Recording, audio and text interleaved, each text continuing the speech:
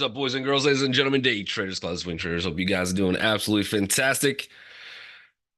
What a day we had yesterday. What a day. So today, we'll see. This is going to be an important one. This is going to be an important day. We got Alan House. Good morning to you. We got Albert, Bill, Brian, Corey, Julie. Good morning to Jason J, Jeff, Joe, Nanandro, Matthews in his house. Oh, maybe he's on the boat. I'm not sure. We got Miguel, Mike is Tim. Good morning to all of you. We've got Get your game on, hitting those comment section first on YouTube. I love it. That's awesome. We got Real Virtual Demand. We got Jennifer Lovell in YouTube land. All my other lurkers in the background. It's okay. I still love you. Just hit that like and subscribe button. So yeah, we got you guys ever play probably like elementary school, maybe high school. It's like two truths and a lie, where you like you gotta say three statements. One of them is just absolutely made up. The other two are true, and people gotta kind of guess like what's actually happening. That's what the Fed is doing. That's what the Fed is doing. Jerome Powell, pretty much with clear certainty, comes out. He's like, "No, yeah, we're still on schedule. Three rate hikes. We're all good." Then he says the minions out. Gooseby started it. He started it. Got a little hawkish, but not the market didn't really react. Karakarshi came out and just rocked the market. Rocked the market. Matthew says, "Morning, y'all. Missed the up and down yesterday. I left the dock about 10 minutes before the 10 EMA bullish." Yeah, it was I was doing a live mentor group with Johnny, and we were talking about VWAPs, and we're just talking concepts and stuff. So I pulled up the SPY as a random example. At that moment, we were retesting into the lower end of the VWAP. And I was like, this would be the spot. You're probably looking to get short. And then I look about 5 minutes later, I was like, this is bloodbath. What just happened? But Karakarshi comes out and he's essentially saying, well, and I don't disagree with him. I don't disagree with him. But if the GDP is growing, if the economy is growing on every single form of reports that we have, uh, and we still have the inflation, we're not at that target 2% they keep saying. Wouldn't it make sense to leave the rates the way they are? I know nobody wants the rates where they're at, but don't you think that would be a good, like, hey, we're not there yet. We're not killing the economy, obviously, with the rates at this level. It makes sense. I mean, I'm not against it. The other thing is he said that before. So he essentially he's like, nah, I think probably two rate cuts, but why do it at all? Well, that's what does the market hate? Uncertainty. Jerome Powell gave us some absolute certainty saying, yeah, we're probably on schedule. We're gonna, data dependent, yada yada yada.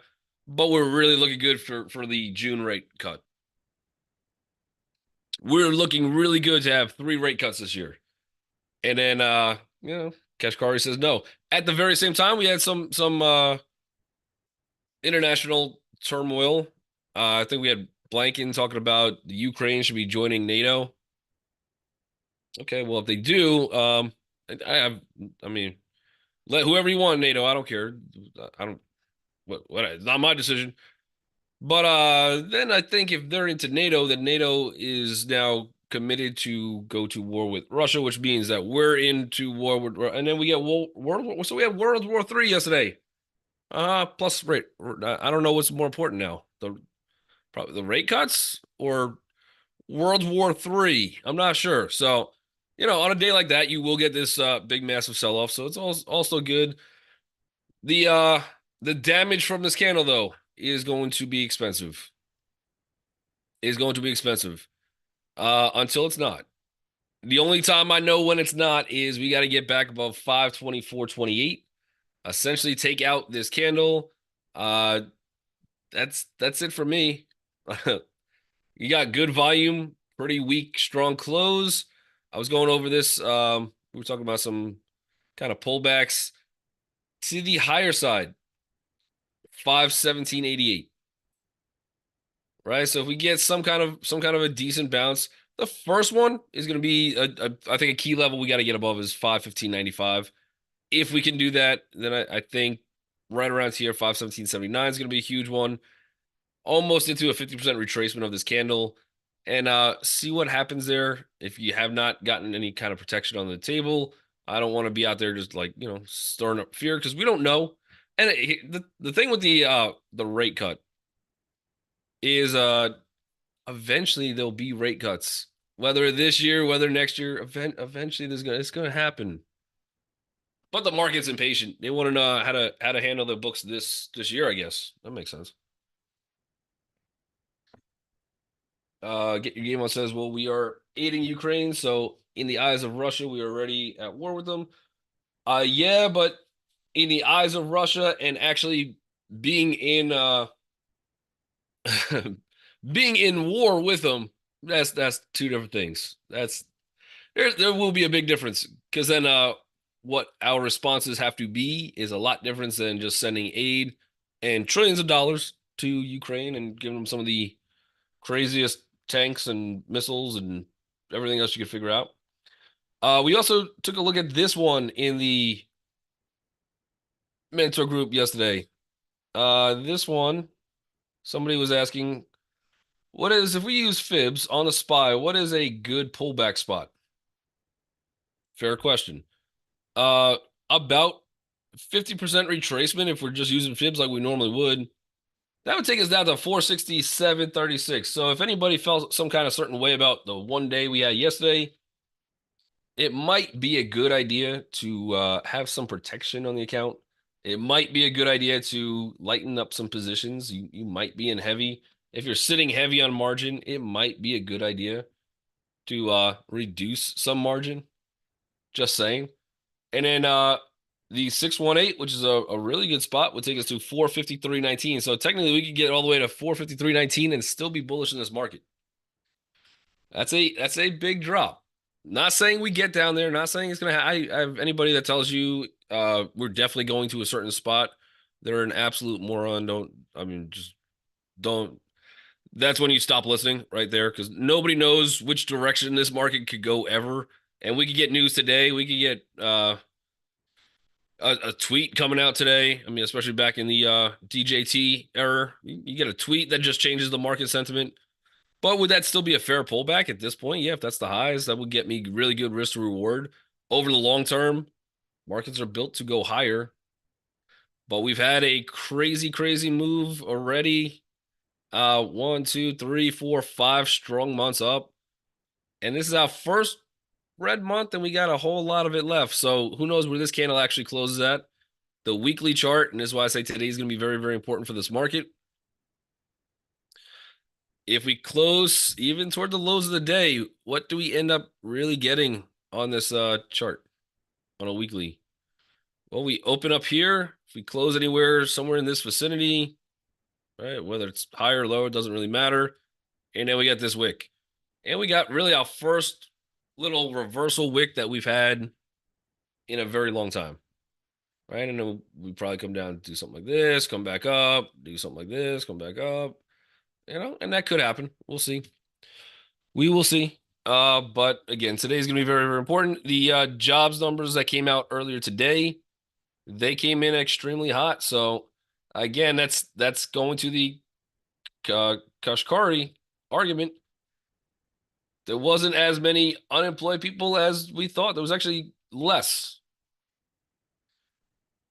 Whether they have a second job or not, that's a whole different story. We don't want to account for that. Let's not go into details. It doesn't matter if it's 2 or 3 jobs that somebody has, but the number is it did come in a little bit hot. TLT, it was probably the first indicator on it. That one is nosediving after it. And again, I think this tends to lead what the market does. And also, even if it separates in some way, which we've seen kind of over the last couple weeks, it tends to come back, and it's very hard for something like the SPY, the market to go up if this is still coming down. So this one, we are underneath 91, 93. So if we get some kind of a bounce, which maybe we do, we kind of at the lows of 2 days ago, little bit of a pivot. We'll see if that could break, but we're almost there.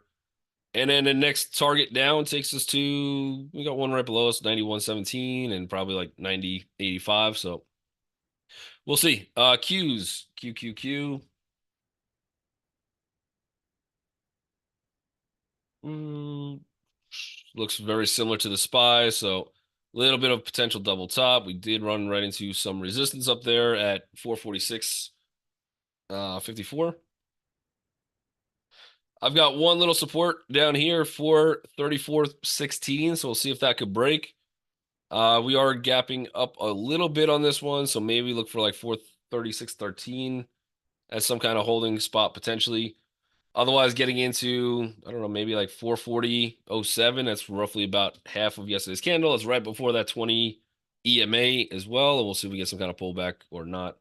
But Miguel says this is the second time we close under the 20 EMA since October. Yeah. I think probably about a month ago, a month and a half ago, somebody was asking me, they're like, what is the candle that you would look for that says we could reverse? Which I thought was a very good question, and it would be this one. That would that would be a good one. So again, not I'm not saying we go bearish because as soon as we break through this, no matter what, okay, if I'm going short on things, right, and I start getting stopped out here, great, fantastic. I lost, but everything else would probably look bullish and it's all good. But for now, the risk to reward is still there. I probably will be looking if we get some kind of a bounce somewhere, just take out some puts. In this kind of market, in this kind of economy, I fully expect to lose on them. I mean, I don't like betting against the U.S. economy, so I hope I lose against them. But just in case, just in case. Well, if one single person has more than just B, does matter. One just B does matter. Not quite sure what that means. It's because they need to. The same amount of losers don't work. Oh, job you're talking about. I see. It's the hard home. I mean, some people want to just sit home, take advantage of the system.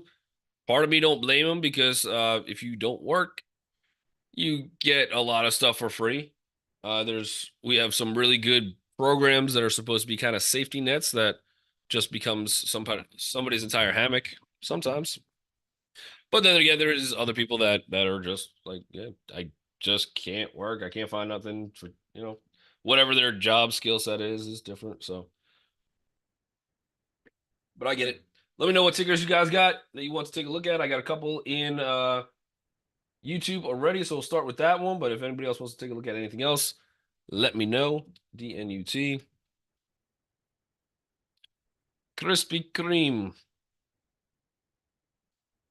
A little bit of gap up. Obviously, that big gap from before. They are partnering with McDonald's, Mickey D's, and McDonald's is going to be selling their donuts, which I think is an absolute huge deal, by the way. But I mean, the market's already kind of moved off it. Let me see one more thing on this one. Because after that news, I think I watched it for like a day later and then I stopped. But out of curiosity, which I know kills the cat. But let's see anyway. All right. So on fibs, you're right in between the 50% and 618. Maybe we get it balanced down, kind of retest that 50. So $14.70 would be good. We got some decent resistance right above us. So not bad on that one. So let's see if we can get a little pullback first, 1470.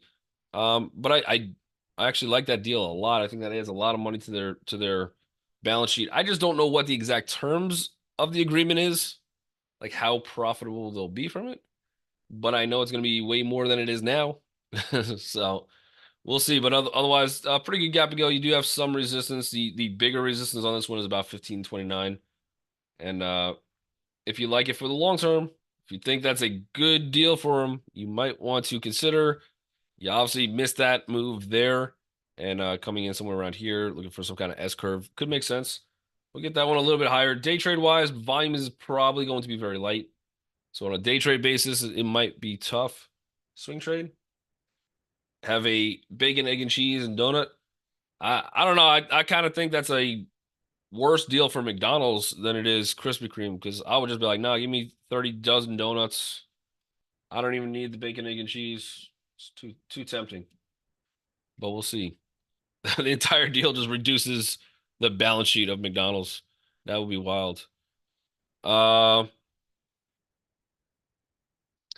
Yeah, this one had a good day yesterday. Biotech, my guess is they probably got approved for some stage of something. Sector update, healthcare, stocks lean higher pre-bell. Rose more than 14% in pre-market activity Friday.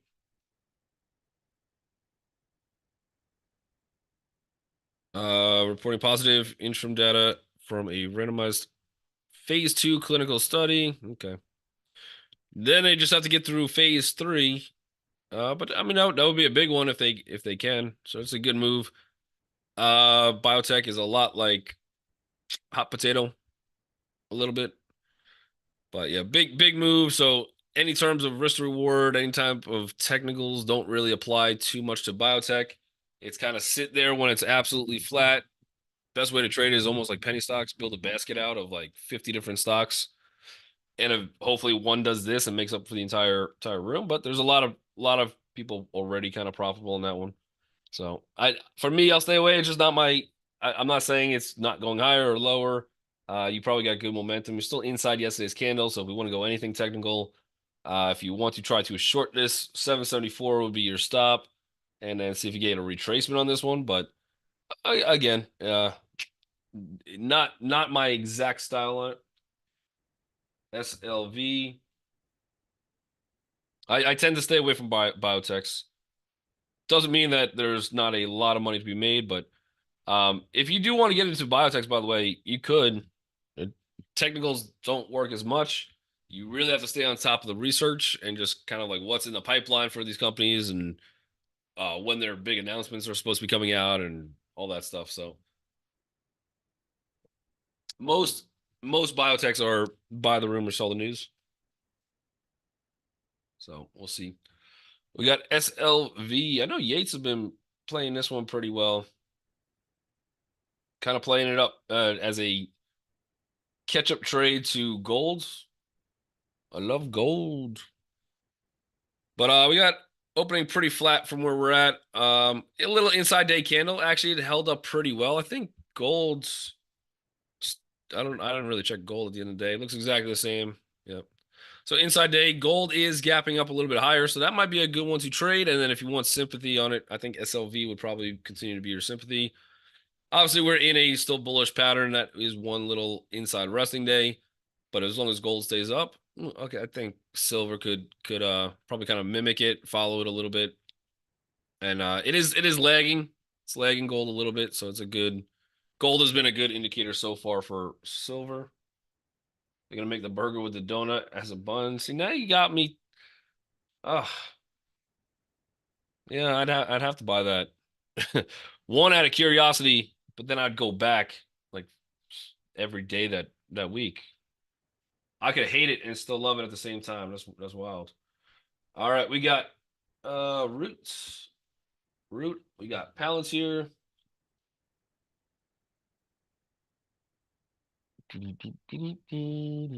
Oh, since we were just talking about, we'll get back to, but since we were just talking about silver, there's one more sneaky play out there.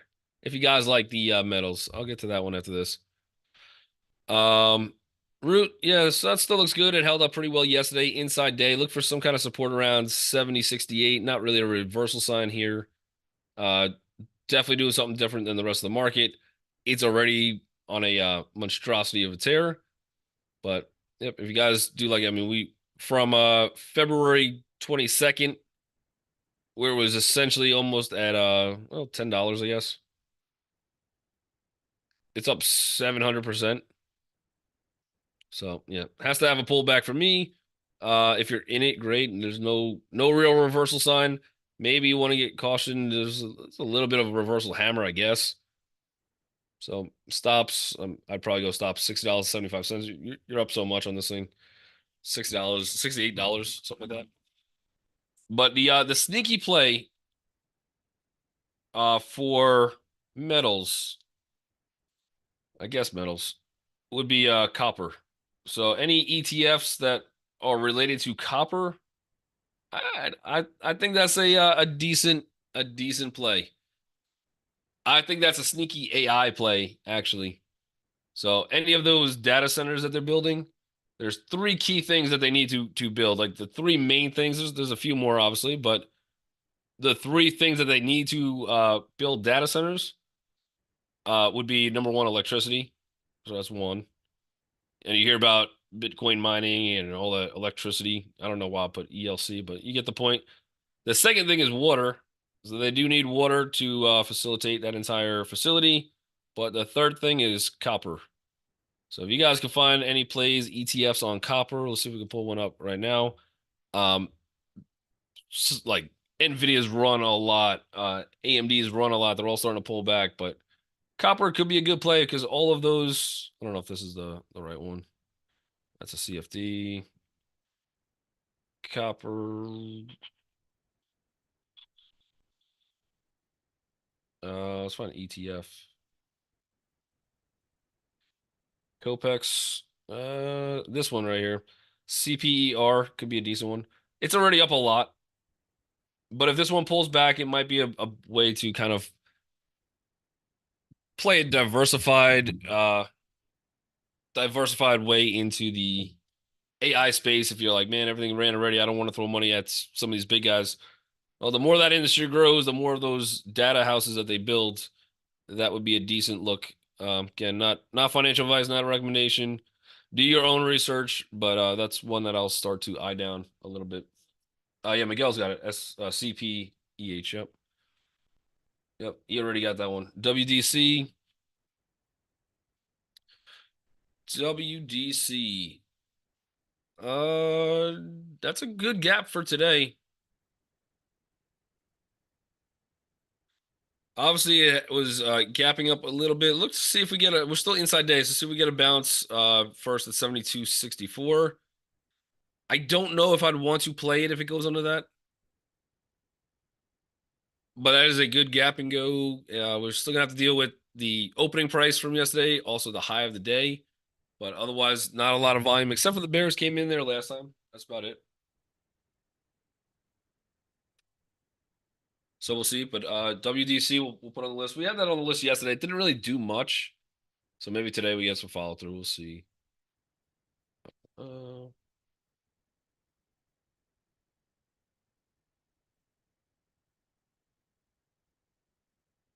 Larkin says SoFi.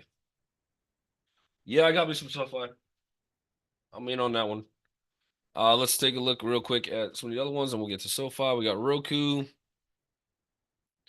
Not a great day for Roku. We're starting to break down some more key levels on this one. Where is my? I think I got to turn on the Lux algo.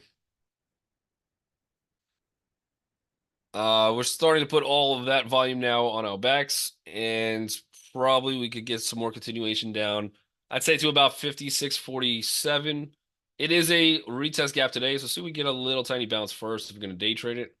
But any type of little bounce into specifically, I would say probably like we're right at a little support there, so we'll see if that holds. Otherwise, if we get anywhere around $60.97 could be decent. $61. But throw that up there. It looks decent. Decent to go short on. We'll see. Enphase, ENPH. Uh, so a little bit of a gap down. ALB, similar-ish. Candles look kind of similar too. But both of them, they had a good attempt yesterday. They gave it back plus some, so they kind of ran with the market a little bit. These guys are gapping down into support. Technically, it's a gap and go, but I think there's more bearish action on that candle than anything else. You do have good support, probably somewhere right where we're opening, and then if we start to lose it, next stop down is about 112.31, and then after that, probably about 109.67. So right back into the chop. This gap down puts us right below back below all those moving averages. So I would like to tend to look short on it for now, but it's not a huge gap where at least I'd have to play it right out of the gate. But it does have a little bit of a gap on it. SoFi. So you're saying it's got a 22% short float and growing? Yeah. This is one I've been trying to keep down for a while. I have some. So full disclosure, I got a bunch of 2026 calls, $7 strike price. I think there's only one 2026 contract, but it's based on a few things. One, their balance sheet is growing, right? Their earnings have been decent. But they did a bond offering, and if you look into the details of that bond offering, I kind of like it. I think the conversion rate is about 945. Whoever is buying those bonds get 1% plus it would convert eventually at 945. You don't these guys, the hedge funds, mutual funds, they're not buying bonds for 1% gain. Uh, so they're usually trying to get about 30% if they could, right? So if this thing converts to 945 here, I'm expecting a much higher price. Also, I do like the contract the CEO has, but that is a high short float on it. That short float is going to keep it down until it doesn't. So it will be kind of back and forth in the zone. Right now, we do have inverted head and shoulders. Earnings come out on the 29th, April 29th, so end of this month. So we'll see what happens, but it's still kind of probably struggle busing and it might be back and forth. But there's a high short float. There's just no gap on it today for like it's almost like the short float's there has to be like an activation switch, right? If you build up all that pressure on it, there's still a lot of people betting against this company. So until they get this gap, like if this thing was gapping today around 772, I'd say even probably a little higher, 821 gap. Yeah, then this one will probably go nuts. We just don't have it in there today yet. So we'll have to see how it kind of plays out. But and then more of the short side tends to win on those things. SCCO, Southern Copper up. Yeah, that could be a good one. So yeah, all those I would have some kind of watch list again. Not a recommendation. They're all up already pretty high, so you're probably looking for some kind of pullback. Um, even if we flip over to RSIs, the RSI probably on this one is also rather high. So wait for it to calm down a little bit, but as it does, and if you want a different just angle into the AI, that might be a decent way to go. Um, a firm, we're at the almost the 200. Let's see, do we have any support? Not yet. So I got one V pocket 3169. A firm is tough for me. Buy now, pay later. I don't. I mean, buy now, just don't pay us back. Like if you get to it, if you like digging your couch, you find a couple quarters you want to send that way, great. Um, so I'm not a huge fan of it, but you're getting. Let's do a quick little fib. I think I got like 12 seconds left. Let's see how quick DJ could draw fibs. This one. You're almost at. I got the 618 at 2990 at the. So somewhere in this zone, we're starting to get very interesting. So it might be one to watch. Day trade wise, nothing yet out of the gate on it. But that morning bell means that I gotta cut you guys loose on YouTube. You guys are incredible. Appreciate you joining us each and every day. Make sure you guys hit that like and subscribe button on the way out. And we'll see you guys Friday already, right? That's crazy. I'll see you guys on Monday. Take it easy, guys. Later.